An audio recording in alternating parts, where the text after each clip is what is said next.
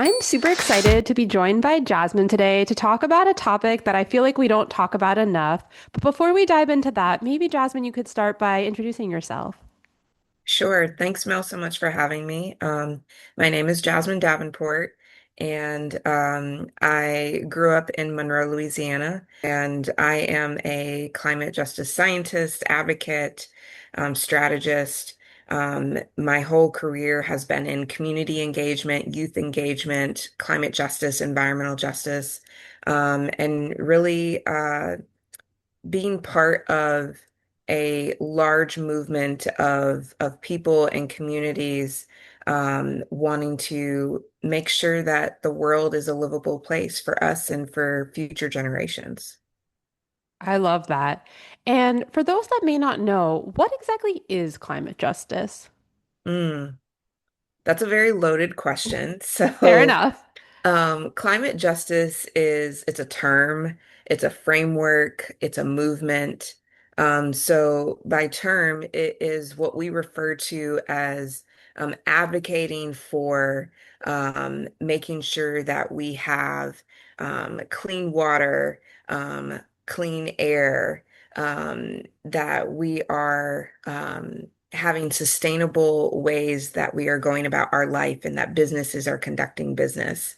Um, we are making sure that everything is being thought of when you talk about um, making sure that we are addressing climate change. So it's not just the weather, but it is also about how we live. So that's, the framework, and that's where we really get into policy. And movement is the people, the communities, the neighborhoods, the nations that are advocating for making sure that we are mitigating climate change and creating solutions that are rooted injustice, meaning that they're rooted in the people and the communities where these impacts are happening.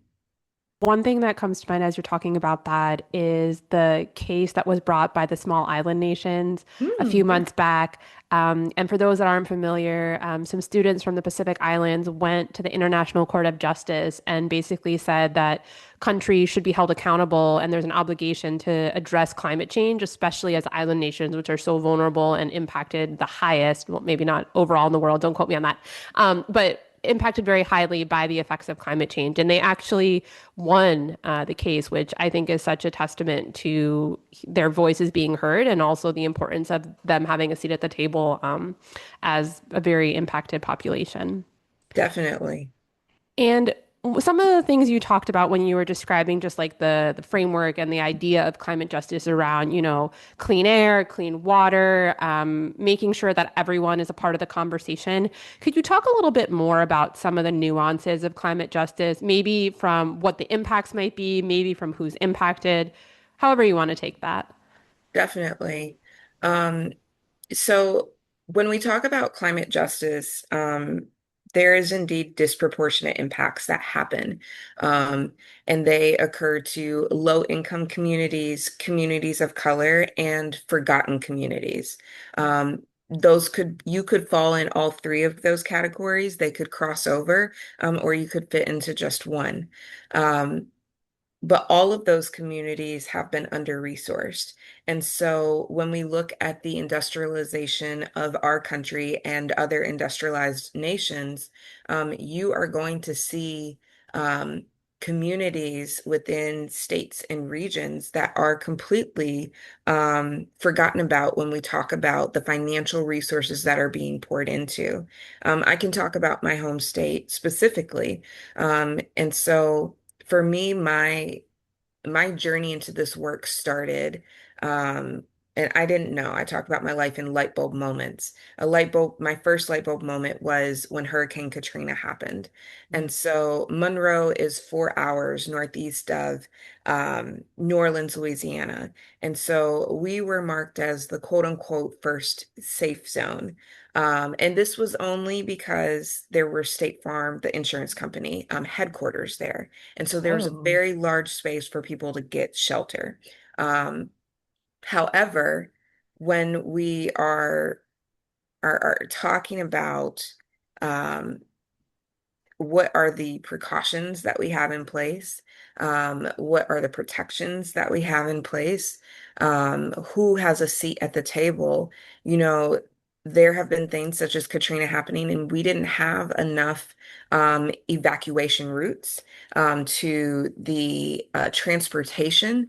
New Orleans itself was known for approximately 75% of the population did not own a vehicle. And so if you know that about your city, and you also know that you are at high risk for not just, hurricanes, but, the storms that are coming after that, the flooding, um, then you need to make sure the infrastructure is in place to protect your people. Um, After Katrina happened, then, which so much money was lost, but it wasn't just like, okay, a city and a state lost money. The Gulf Coast lost money. It was people lost their homes. Their children were not able to go to school. They didn't have jobs for months. And so then they were being translocated.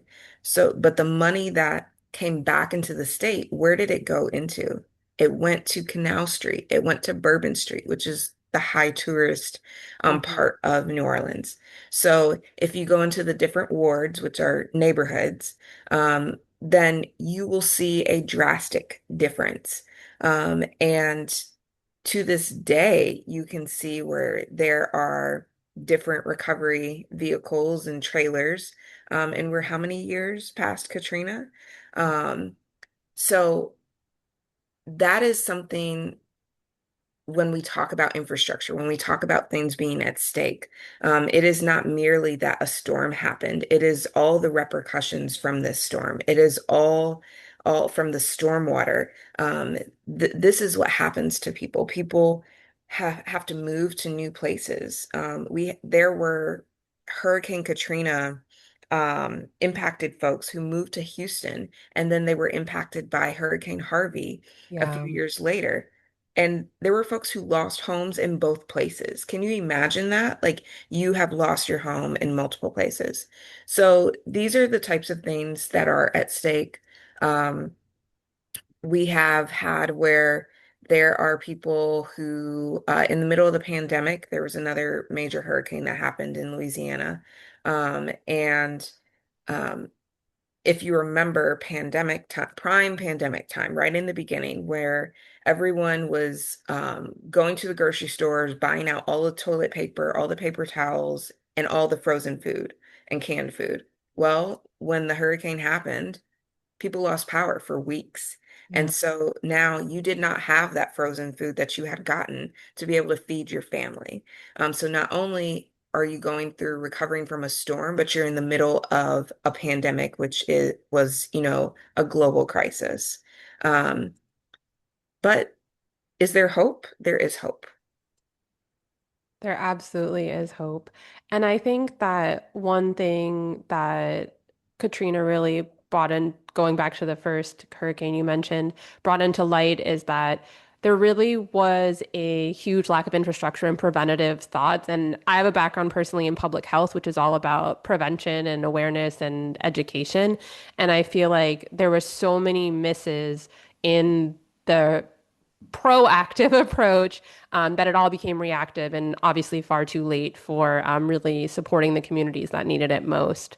Um, I think that what's scary about global warming is that it impacts all of us. We all live on planet Earth, but for those that are highly vulnerable, there's billions of them, and they're going to be impacted the most, even though they're the ones that are generally contributing the least to what's causing the extreme weather events. And one thing I'm curious about is if we think about policy or infrastructure development, how do you see that playing a role in climate justice? Hmm. Well, it plays so much. And policy is a place where the values that we have and the priorities we have become systems. And so, you know, with climate justice, it literally cannot just be, okay, here's this one-off program, or I'm intentional for the springtime. No, like this is an ongoing thing that we have to have. It has to, with policy, we have funding, we have infrastructure, we have workforce, there's accountability systems. And so these are the things that help us not only keep justice at the root, but also we are able to um, progress things forward. We are able to hold one another accountable.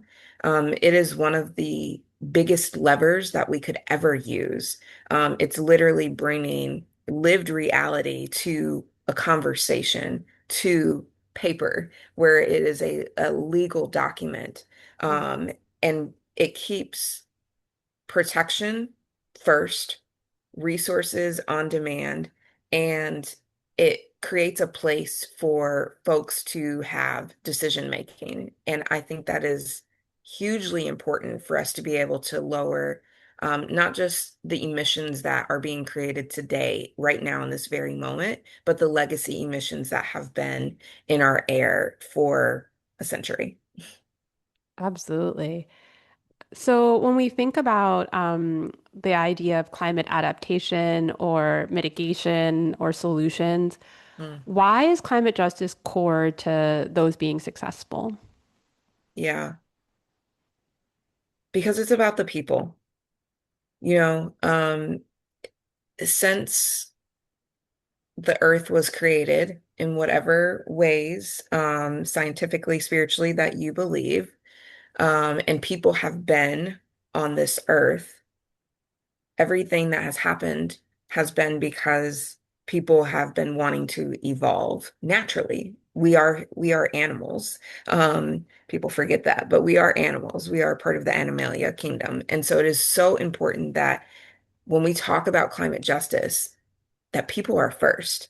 And oftentimes, communities, it's not that they don't know what needs to happen to fix something, to adapt something, to mitigate something. It is rather that the resources aren't available there. So there might not be that specific expertise to operate this certain technology. There might not be the funding in place for training to happen. We have where there will be these great ideas and different innovative solutions, technologies that come into play, and yet they come in, a company comes in, and they're there for a few months and then they leave. And there was no training that happened. There were no, emergency backup plans. We need to make sure that climate justice solutions are not just technically sound, but that they are grounded in the folks where they are happening. Absolutely. Giving everyone a seat at that table. And maybe to conclude, what is your biggest recommendation to make climate action inclusive or to have people be aware of climate justice? Hmm. So I think we have to break that down in different ways. So there's the individual. As an individual, I think it's important for you to um, make sure you're informed by reliable sources, listening to frontline communities. Um, if you are an ally, stepping back, listening, seeing how you can be supportive, letting folks tell you what that is. What are the community-based organizations that are near you? That's where you are going to see firsthand impact happen. And what I mean by that is every great social justice movement started on the local level. And so sometimes these huge things can happen on the national or international level. Well, you're not really going to see them in your neighborhoods right away. That's going to take time. What you can be part of is all of that local action, attending city council meetings, answering or asking folks the question, who is this going to benefit? Who is this going to burden? Who was consulted? Those are three questions you can ask right away to people. Secondly, thinking about companies. Well, companies have to make sure that we are, not we, but they are not making um, performative language. So not just saying like, we value sustainability. Well, how do you value sustainability? What's your supply chains look like? How are you making sure that your office, your infrastructure is functioning in a sustainable way? What are the ways that you are giving back to community-based organizations? Are you partnering with them? And then lastly, I would say government. Government has a huge responsibility, and we have seen some in the past few years who have really stepped up, and we have seen others who have, I'll use a football term, fumbled for whatever reason that may be. And with government, that responsibility they have, I I wish that they know that it's a moral compass that they need to follow, because the policies that we put in place are the framework for us to be able to enable a just system in a just world. Wow, that is so eloquently said. And I appreciate you taking that three-pronged description to really target the different areas of society that can play a role in keeping climate justice top of mind and how each of us can do the same. It's been a pleasure to learn about climate justice with such an expert, and I thank you for making it more inclusive and breaking it down to the basics for all of us. No problem. Thank you so much, Mel, for having me.